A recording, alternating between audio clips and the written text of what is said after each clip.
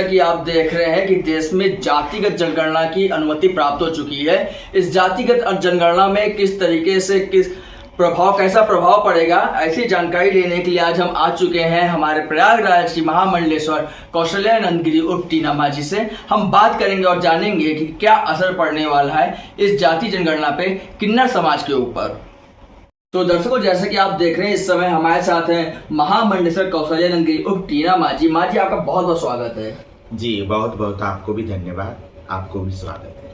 माँ, जैसे कि सरकार कह रही है जातिगत जनगणना करने के लिए, उससे आप कितने सहमत हैं? जी, ये हमारे सरकार के बहुत अच्छा निर्णय है और मैं दिल से स्वागत करती हूँ इस निर्णय को। और ये हमारा देश लोकतांत्रिक देश है और ये लोकतंत्र का सबसे मजबूत ये जनगणना होना चाहिए जातीय, क्योंकि हमारे देश में कितने कौन जाति के कितने लोग हैं इसका स्पष्टीकरण होना बहुत ज़रूरी है। तभी जाके हम लोग किसी भी जाति को उसके हिसाब से वो कैटेगरी में रख सकते हैं, एक सीढ़ी बन पाएगा। तो इससे हमारा देश का, हमारा राष्ट्र का समग्र रूप से विकास होगी। तो दर्शकों, आप देख रहे हैं कि किन्नर समाज पूरी तरीके से समर्थन में है कि जातिगत जनगणना होनी चाहिए। और जैसा कि उनका कहना है कि बीजेपी सरकार में काफ़ी उत्थान हुआ है, काफ़ी चीज़ें उनको मिली हैं जो कि उससे पहले उनको नहीं मिली, ऐसा माँ का कहना है।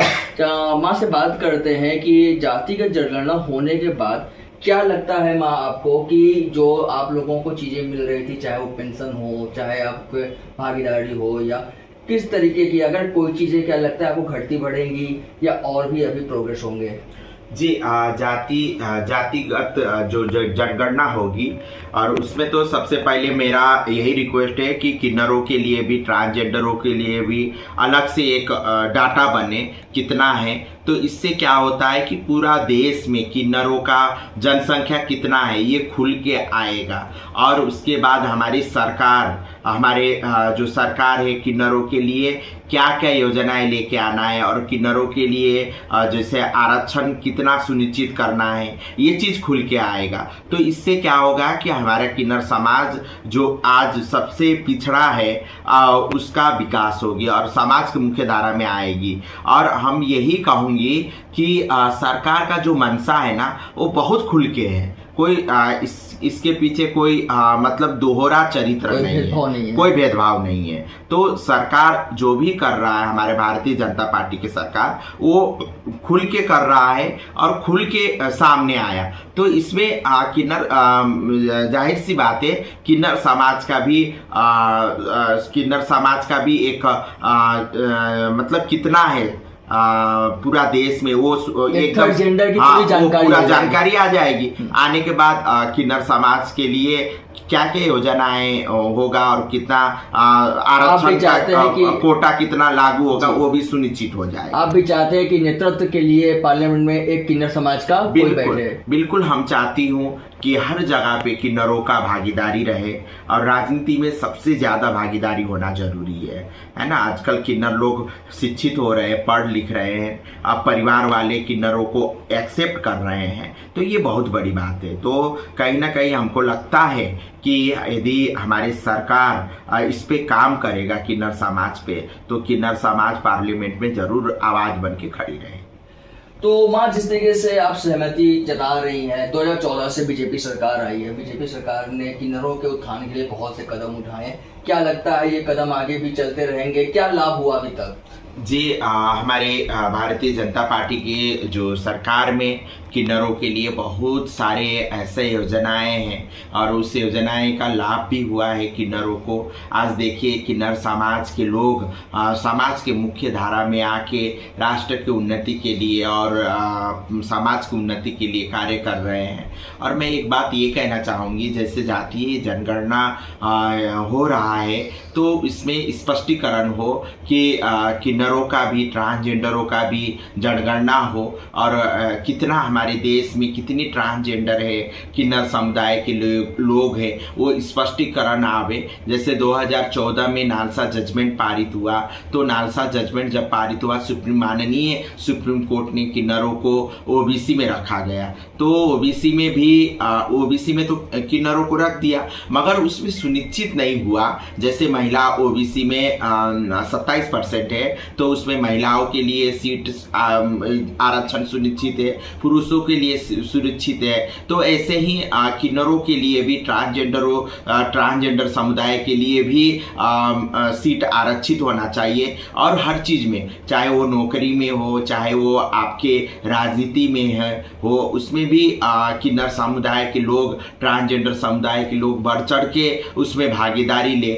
क्योंकि जब तक हम लोग राजनीति में भागीदारी नहीं होगा हमारे, जब तक हम लोग सदन तक नहीं पहुंच पाएंगे, तब तक अपना बात कैसे रख पाएंगे।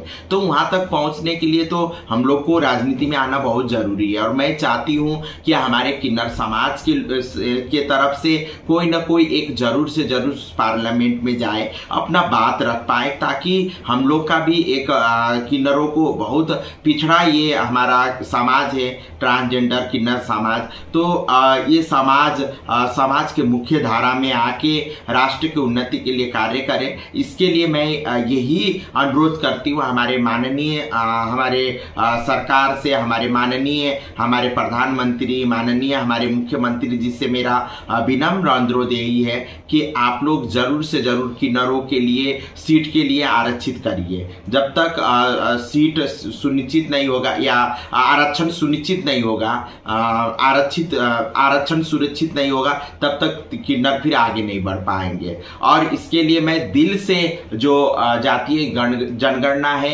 मैं दिल से इसको स्वागत करती हूँ। बहुत अच्छा ये निर्णय है जो हमारे सरकार ने लिया। जैसे गणतंत्र हमारा देश है, तो जनगणना इसके लिए रीढ़ की हड्डी होता है, तो ये बहुत अच्छा पहल है। और जैसे भारतीय जनता पार्टी के सरकार में जितना भी कहो तारीफ उतना ही कम है, मैं उंगली में गिना नहीं सकती हूँ। जैसे हमारे लिए हर एक प्रदेश में ट्रांसजेंडर बोर्ड बना, किन्नर कल्याण बोर्ड बना। इससे हमारे जैसे आज तक जैसे हम लोग सार्वजनिक जगह पे जाते थे तो एक महिला एक पुरुष के लिए शौचालय होता था, किन्नरों के लिए, ट्रांसजेंडरों के नहीं होता था। तो इसके लिए हर जिले में अलग अलग सार्वजनिक जगह पे अलग अलग शौचालय बना। मैं हर जिले के दौरा करके मैंने बनवाया। और जैसे हॉस्पिटलों में जाए तो वहाँ भी जैसे महिलाओं के लिए वार्ड था, पुरुषों के लिए वार्ड था, दिव्यांगों के लिए वार्ड होती थी, मगर किन्नरों के लिए नहीं। तो इसके लिए भी हर जिले में मैंने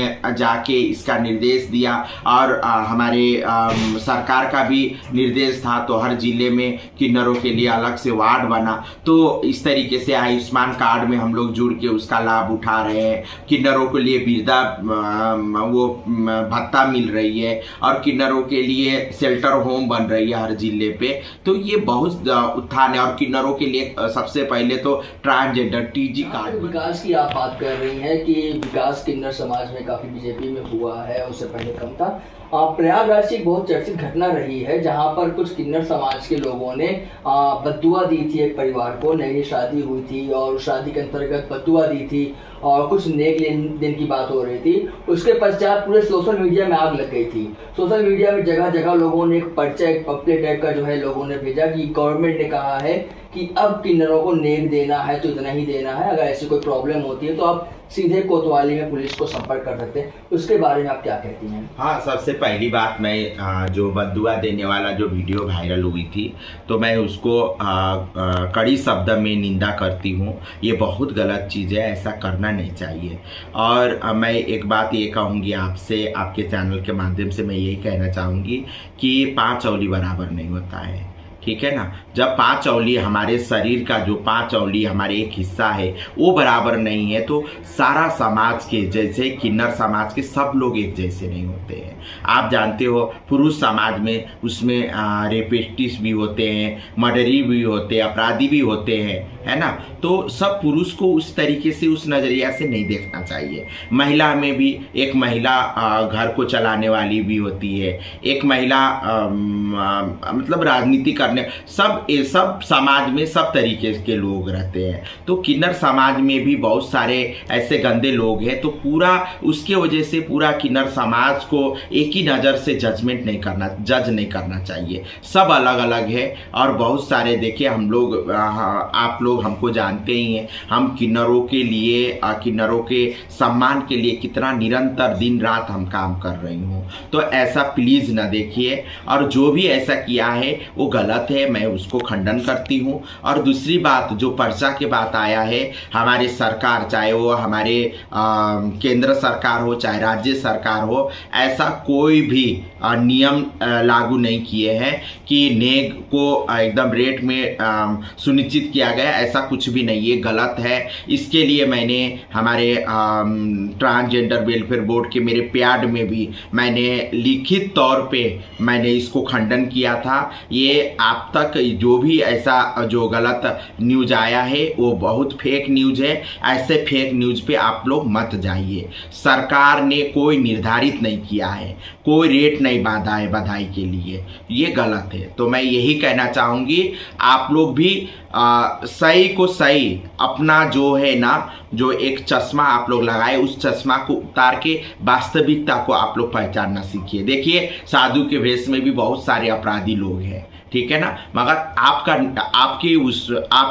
आपका वो है, डिसीजन है कि आप किसको आप गुरु मानते हो, ठीक है ना। मोबाइल में भी बहुत सारे ऐसे फेक न्यूज़ आते हैं, बहुत ऐसे गलत न्यूज़ आते हैं, मगर आपका चॉइस है कि आप किसको अपने मतलब सही समझ के उसको अपने जीवन में धारण करने। ऐसे ये हमारा समाज है, तो इसमें सब किन्नर एक जैसा नहीं है, सब बराबर नहीं है, इसमें गलत भी है और इसमें बहुत सारे अच्छे किन्नर भी हैं। आप लोग उसको पहचानें। दोस्तों, ये थी आज हमारे साथ महामंडलेश्वर कौशल्यानंद गिरी उर्फ टीना माजी। माजी ने बताया कि जातिगत जनगणना आधारित किसी तरीके से कोई आपत्ति नहीं है और थर्ड जेंडर के लिए ये बहुत लाभदायक होने वाली है।